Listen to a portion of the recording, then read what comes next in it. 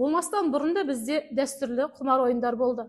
Ол дойбы, карта, шахматтың өзінде өз уақытында құмар ойын санаған болатын. Құмар ойынның ең қолжетімді, ең тиімді, кез келген үйде табылатын түрі ол карта болып табылады.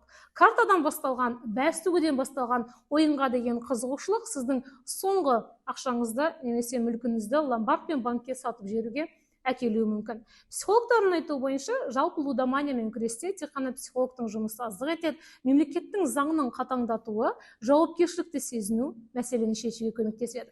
Қазақстандағы мәселелердің бірі көптеген отбасылар лудоманияға жас ер балалар жиірек ұшырайды деп айтқанымыздықтан, оларды ата-анасы дәл лудомания екенін білген кезде әскерге жөнелтіп, 1 жыл бойы оқшаулап, санаторийге жібергендей дерттен сауықтырып аламыз деп ойлайды. Бұл өте үлкен қате пікір болып табылады. Неліктен? Себебі әскерге 1 жыл жіберу арқылы сіз оны емдемейсіз, психологиялық қолдау көрсетпейсіз, керісінше ауруын жасырған өледі деген қазақтың нақылына сәйкес, сіз бұл дертті емдеудің уақытын тек қана созасыз. Сол үшін қандай да бір жақындарыңыз, достарыңыз құмар ойындарына ең алғаш тәуелділігі пайда бола бастаған кезде, олар бұны жасыруға, айтпауға, қаражатын инвестицияға салып жатырмын, биткоин сатып алып жатырмын деп те ақталуы мүмкін. Себебі көптеген лудомандар қаражатты қандай мақсатта менен сұрап тұрсын деген кезде, көбісі мен бәстігуге, онлайн казиноға деп сұрамайды. Көп жағдайда бизнесті бастауға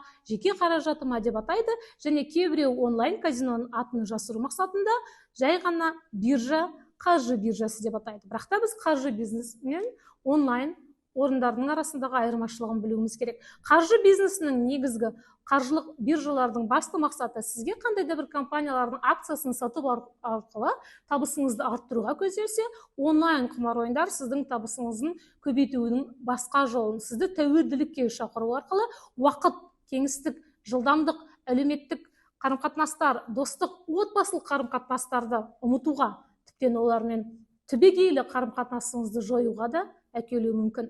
Лақта лудомандармен күресте оны оқшаулау немесе қаражаттан айыру бұл мәселенің шешімі емес екенін ескеріп жүру керек.